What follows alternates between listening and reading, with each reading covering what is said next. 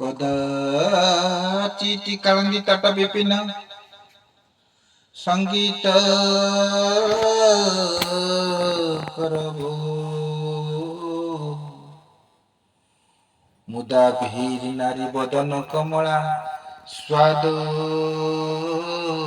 मधुप रमा शंभु ब्रह्मसुरपति गणेशार्चित पदो जगन्नाथ स्वामी नयन पथगामी भव तुम्हें भव तुम्हें भव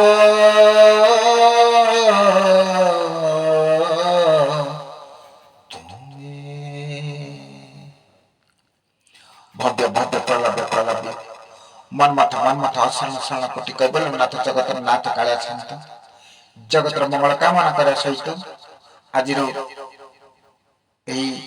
ऐतिह्य पीठ संस्कार पीठ अस्मितार वातावरण पीठ चणाहाटा माटी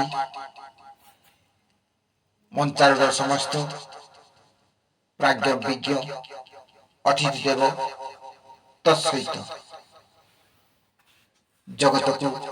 कलम मन हसौथिबा बोधशोध करुथिबा समस्त मातृतुल्य भग्नितुल्य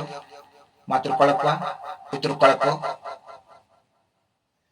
बंधु मानकर पदारविंदर ए अधमर कोटि कोटि नमन आज जो धृष्टता मु करिछि सर्वप्रथमे एई मंचर पादसरे मथापाति कोटि कोटि नमन ज्ञापन करने सहित ये माटी की मुंडिया मारुछि कहीं ये माटी बोध हुए जगतर श्रेष्ठ होइछि विश्वर श्रेष्ठ होइछि माटी पाई आज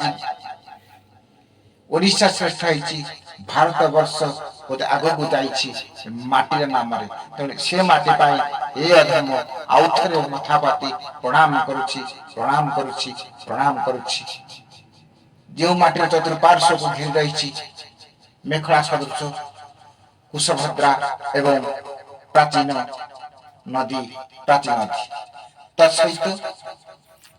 पश्चिम धनुआ नदी सहित दया भार्गवी घेरी रही बेले बोध हुए ये जयदेव माटी आज गर्वित जे निराडंबर जीवन यापन करुछि ठीक जयदेव आज जो नाम जहाँ पाए ये निर्वाचन जहाँ पाए ये नाम कराई से जयदेव ए माटी जन्म ग्रहण करी से दिन जगन्नाथ काया शांत निद हजई देइथिले आउ ए काया शांत से दिन श्री मंदिर धाई जाइथिले केंदु बुलिया को आउ भक्त पाए से भक्त आज धन्य करछि ए माटी को जयदेव माटी को तेणुकरी से भली अनेक प्रतिभा पंच शाखार आग धाड़ी सखा शिशु अनंत जहाँ जगन्नाथ दास चिंतित थे आउ जगन्नाथ कालिया से निश्चिंत भाव चिंता मग्न थे इतस्तत थे तेणुक से माटीर से पुओ ये हूँ मो गाँव चणाहाटा माटी बालीपाटना माटीर शिशु अनंत ए मठ ठीक से मठरे सन्निकट विराजमान करे जे कि ए माटी जदि जड़े जन गणना करा जाए प्रत्येक परिवार जड़े जड़े विज्ञ अच्छा ये भारत वर्ष को से किसी ना किसी अनुदान अवदान देइछंती तेणुक भितर जदि ओडिशार प्रथम महिला मुख्यमंत्री के आम खोजा ताले ए माटी विश्वनाथ पुरु ग्राम बालीपाटना अंचल से होती नंदिनी शतपथी ठीक से भली आउ एक प्रतिभा खोजा से होती भारत वर्षर ओडिशा प्रदेश प्रथम बाचस्पति रवि राय ए माटी ଜନ୍ମଗ୍ରହଣ କରିଛନ୍ତି। ଠିକ୍ ସେଇଭଳି ଭାବରେ ଅନେକ ପ୍ରତିଭା ଆମେ ଦେଖିବା। ଯଦି କେହି ଆଗ ଧାଡ଼ିରେ ଛାତି ପତେଇ ଦେଇଥାଏ, ସେ ହେଉଛି ବୀର ସନ୍ତାନ ପରି ଜଣେ ସାମ୍ୟବାଦର ଲଢ଼ୁଆ ପୁଅ ଭଗବତ ପାଣିଗ୍ରାହୀ ଏ ମାଟିରେ ଜନ୍ମଗ୍ରହଣ କରନ୍ତି। ତେଣୁକରି ସେମିତି ଭାବରେ ଆଉ ଏକ ସୁନ୍ଦର ମହାପୁରୁଷ ଗଭର୍ଣ୍ଣର ଭାବରେ ଜନ୍ମ ନିଅନ୍ତି ଯେ ଏ ମାଟିର ଚିନ୍ତାମଣି ପାଣିଗ୍ରାହୀ ଭାବରେ। ଆଉ ସେଦିନ ମାଟିର କଥା କହି ମାଟିର ମଣିଷ ଲେଖକ କାଳକୀର୍ତ୍ତନ ପାଣିଗ୍ରାହୀ ବୋଧ ହୁଏ ଏମିତି ଯେ ପର୍ଯ୍ୟନ୍ତ ଏ ଓଡ଼ିଶା ଏ ଭାରତ ବର୍ଷ ଥିବ ସେ ମାଟିର ମଣିଷ କଥା କହୁଥିବ ଆଉ କାଳିଚରଣ କଥା ମନେ ରଖିଥିବ। ଠିକ୍ ସେଇଭଳି ଭାବରେ ରୁଷ ଆଜି ଚିହ୍ନିଛି ଓଡ଼ିଶା ବୋଲି ଗୋଟେ ରାଜ୍ୟ ଅଛି, ଭାରତ ବର୍ଷ ଗୋଟେ ଦେଶ ଅଛି। ଆଉ ସେ ଓଡ଼ିଶା ରାଜ୍ୟରେ ଜଗନ୍ନାଥ ଦେଶରେ ଯୋଉ ବାଲିପାଟଣା ଜୟଦେବ ବୋଲି ଗୋଟେ ଅଞ୍ଚଳ ଅଛି, ଆଉ ସେଠି ଗୋଟେ ଚଣାହାଟ ବୋଲି ଗୋଟେ ଗ୍ରାମ ଅଛି। ସେ ଗ୍ରାମର ଯେଉଁ ପୁତ୍ର ଯେ କି ଗୁରୁଚରଣ ପଟ୍ଟନାୟକ ନାମରେ ଜଗନ୍ନାଥଙ୍କର ନାମକୁ ତର୍ଜମା କରି ବେଦ ବେଦାନ୍ତକୁ ତନ ତନ କରି ଖୋଜି ଯେଉଁ ନାମଟି ଆଣିଥିଲେ ଜଗତ ଦର୍ଶନ ଜଗନ୍ନାଥ ବହିଟେ ଲେଖି ସୋଭିଏତ ରୁଷ ତାକୁ ସମ୍ମାନ ଦେଇଥିଲେ। ଠିକ୍ ସେ ଜନ୍ମ ନେଇଥିଲେ 1914 ଜନ୍ମଗ୍ରହଣ କରୁ ଠିକ୍ ତା 2 ବର୍ଷ ପୂର୍ବରୁ ତାଙ୍କର ପଡ଼ୋଶୀ ଭାଇ ଯେ କି ଆଜି ଯାହା ପାଇଁ ଆମେ ଛାତିରେ ହାତ ରଖି ଯାହା ଜନ୍ମଦିନ ଆଜି ପାଳନ କରୁଛେ, ଜୁନ 12 ତାରିଖ ଆଜିର ଦିନରେ ଜନ୍ମଗ୍ରହଣ କରନ୍ତି ଅନନ୍ତ ପଟ୍ଟନାୟକ। ଆଉ ଅନନ୍ତ ପଟ୍ଟନାୟକ ଏକ କାଳଜୟୀ ପୁରୁଷ, ବୈପ୍ଳବିକ ଜୀବନ ଯାପନ କରି ଶିଶୁ ସାହିତ୍ୟଠୁ ଆରମ୍ଭ କରି ଗଳ୍ପଠୁ ଆରମ୍ଭ କରି ପ୍ରବନ୍ଧଠୁ ଆରମ୍ଭ କରି ଏପରି ନାଟକ ପର୍ଯ୍ୟନ୍ତ ଲେଖା ଲେଖି ସେ ଆଜି ବି ଅମର ହେଇଛନ୍ତି ଆମର ମାନଙ୍କ ପାଖରେ। ଆଉ ଯେ ପର୍ଯ୍ୟନ୍ତ ଏ ଓଡ଼ିଶା ଭାରତ ବର୍ଷ ଥିବ ସେ ପର୍ଯ୍ୟନ୍ତ ବୋଧ ହୁଏ ସେ ଲେଖା ତାଙ୍କର ସେମିତି ଉଜ୍ଜୀବିତ ହେଇଥିବ। ତେଣୁକରି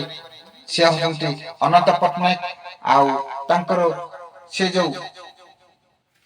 ଲେଖା ଅବାନ୍ତର ଅନେକ କଥା ଲେଖିଛନ୍ତି, ଅନେକ ଗଳ୍ପ ଲେଖିଛନ୍ତି, ଅନେକ ଶିଶୁ ସାହିତ୍ୟ ଲେଖିଛନ୍ତି। ତାଙ୍କ ଭିତରୁ ଗୋଟେ ଅବାନ୍ତର ବୋଲି ଗୋଟେ ଲେଖା ଲେଖିଛନ୍ତି, ଯାହା ପାଇଁ ସେ ସମୟରେ ରୁଷ ସରକାର ମଧ୍ୟ ତାଙ୍କୁ ସମ୍ମାନିତ କରିଥିଲେ। ଦୁଇଟା ପୁଅ ଏଇ ମାଟିରେ ଜନ୍ମଗ୍ରହଣ କରି ଭାରତ ବର୍ଷର ବାହାରେ ଯାଇ ନାମ କରିଥିଲେ। ଆଉ ଭାରତ ତ ସମ୍ମାନ ଦବ ନ ଦବ ଅଲଗା କଥା, କିନ୍ତୁ ଭାରତର ବାହାରେ ରୁଷ ଭଳିଆ ଦେଶ ସେଠି ସମ୍ମାନିତ ହେଇଛନ୍ତି ଏଇଭଳି ଲେଖା ଲେଖି। ତେଣୁ ସେ ଯୋଉ ଲେଖକ, ସେ ଯୋଉ କବି, ସେ ବୈପ୍ଳବିକ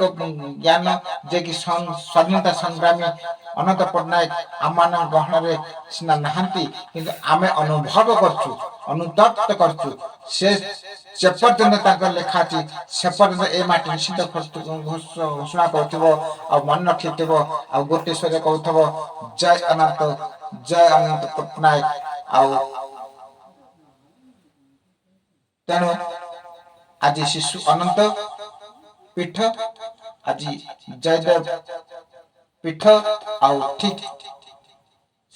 ଅନନ୍ତ ପଟ୍ଟନାୟକଙ୍କର ଆଜିର ଦିନ। ଏହି କଥାରେ ମୁଁ ପୁନଃ ତାଙ୍କରି ପଦାର୍ପଣ କୋଟି କୋଟି ନମନ ଜ୍ଞାପନ କରି ମୋର ବକ୍ତବ୍ୟ ଶେଷ କରୁଛି। ଧନ୍ୟବାଦ।